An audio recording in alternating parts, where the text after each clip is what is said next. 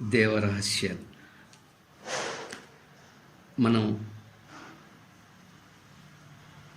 పోయినసారి ఎపిసోడ్లో పంచభూత స్థానాలైనటువంటి జ్ఞానేంద్రియముల యందే కర్మేంద్రియాలని విషయాల్ని గ్రహించాం.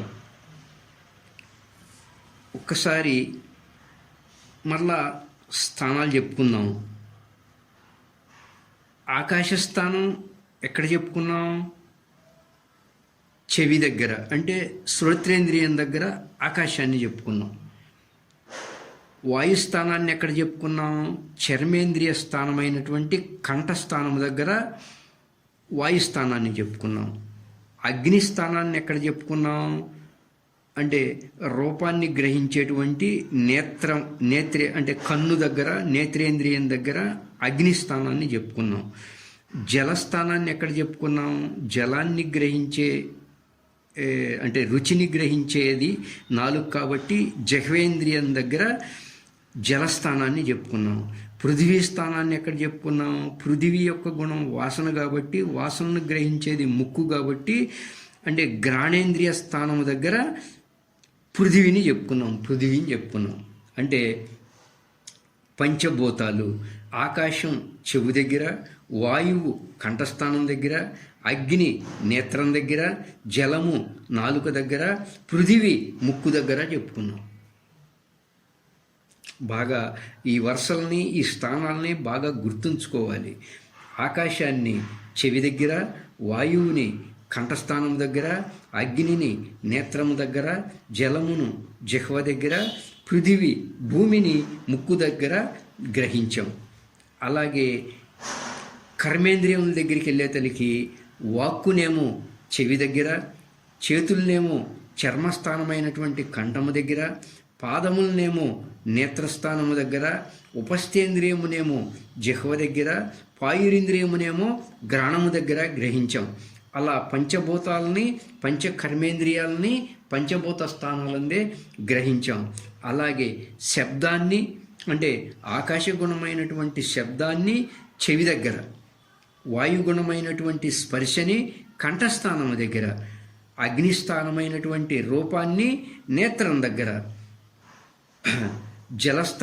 జలగుణమైనటువంటి రసాన్ని జిహ్వ దగ్గర, అలాగే పృథివీ భూమి యొక్క గుణమైనటువంటి వాసనను ముక్కు దగ్గర. ఇలా అంటే పంచభూత స్థానాలైనటువంటి జ్ఞానేంద్రియముల యందే కర్మేంద్రియాలని, పంచకర్మేంద్రియాలని, పంచ విషయాల్ని గ్రహించాలి. ఇక మనందరికీ కూడా స్థూలదేహము, సూక్ష్మదేహము, కారణదేహము, మహాకారణము, కైవల్యము అని 5 ఉన్నాయి. స్థూలదేహము, సూక్ష్మదేహము, కారణదేహము, మహాకారణము, కైవల్యము అని 5 ఉన్నాయి. అంటే వీటి స్థానాలను తెలుసుకుందాం. పంచభూతాలు ఎక్కడున్నాయో తెలుసుకుందాం. అంటే పంచ జ్ఞానేంద్రియాల యందే పంచభూత స్థానాలను తెలుసుకుందాం. పంచ కర్మేంద్రియాలని, పంచ విషయాలని కూడా మనం ఆ జ్ఞానేంద్రియాల యందే చెప్పుకున్నాం. ఆకాశ, వాయు, అగ్ని, జల, పృథివీ స్థానములందే చెప్పుకున్నాం. ఇప్పుడు స్థూలదేహము, సూక్ష్మదేహము, కారణదేహము, మహాకారణము, కైవల్యమును 5టికి వస్తే సూక్ష్మదేహం యొక్క స్థానం ఎక్కడయ్యా అంటే ఈ సూక్ష్మదేహం అంటే మన కళ్ళకు ముందుగా స్థూలదేహం, మన కళ్ళకు కనపడేటువంటి ఈ స్థూలదేహం తిని ఈ స్థూలదేహం పెరుగుతుంది కాబట్టి, అంటే ఆహార పదార్థాలని తిని ఈ స్థూలదేహం పెరుగుతుంది కాబట్టి తినే స్థానమైనటువంటి జిహ్వేంద్రియము దగ్గర స్థూలదేహాన్ని చెప్తారు. రెండవది సూక్ష్మదేహము, అంటే విని సూక్ష్మదేహం పెరుగుతుంది కనుక అంటే శబ్దాన్ని వినేటువంటి చెవు దగ్గర, శ్రోత్రేంద్రియం దగ్గర సూక్ష్మదేహాన్ని చెప్తారు.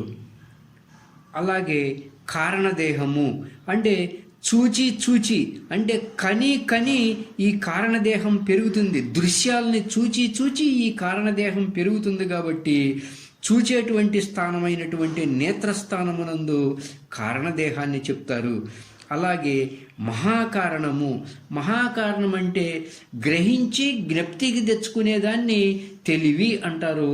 ఆ తెలివికే మహాకారణం అని పేరు. గ్రహించి జ్ఞప్తికి తెచ్చుకున్నప్పుడు తెలివి పెరుగుతూ ఉంటుంది. అలా గ్రహించి జ్ఞప్తికి తెచ్చుకున్నప్పుడు, ఏదైనా గ్రహించి జ్ఞప్తికి తెచ్చుకున్నప్పుడు సూక్ష్మంగా గమనిస్తే శ్వాస ఆగిపోతుంది. కాబట్టి శ్వాసకు తెలివికి సంబంధం ఉంది. కాబట్టి ఆ మహాకారణాన్ని జ్ఞానేంద్రియము దగ్గర చెప్తారు.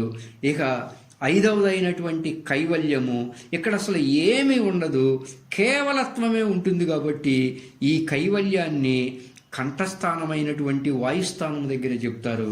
అలా స్థూలదేహ స్థానము అంటే తిని పెరుగుతుంది కాబట్టి స్థూలదేహం, స్థూలదేహాన్ని జలస్థానము, ఆపోస్థానమైనటువంటి జిహ్వ దగ్గర, అలాగే విని పెరుగుతుంది కాబట్టి సూక్ష్మదేహము, సూక్ష్మదేహ స్థానము జలస్థానమైనటువంటి చెవు దగ్గర, దృశ్యాన్ని చూచి కని పెరుగుతుంది కాబట్టి కారణదేహము, కారణదేహ స్థానము నేత్రస్థానము దగ్గర, అలాగే గ్రహించి జ్ఞప్తికి తెచ్చుకుని తెలివి పెరుగుతుంది కాబట్టి తెలివికే మహాకారణమని పేరు. కాబట్టి మహాకారణ స్థానాన్ని ఘ్రాణస్థానము దగ్గర, అలాగే కైవల్యము అంటే కేవలత్వం, అసలు ఏమీ ఉండదు కాబట్టి, అంటే గాఢ నిద్రలో ఏమీ ఉండనటువంటి స్థితి కంఠస్థానం దగ్గర ఉంటుంది. కాబట్టి కైవల్యాన్ని ఈ కంఠస్థానమునందు గురువులు నిరూపిస్తారు.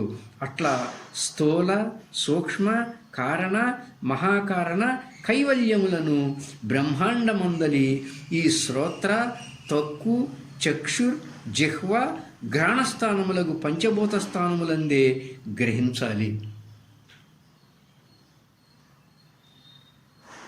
అలా స్థూల, సూక్ష్మ, కారణ, మహాకారణ కైవల్యములను బ్రహ్మాండమందు నిరూపించటాన్నే బ్రహ్మాండ విచారము అంటారు.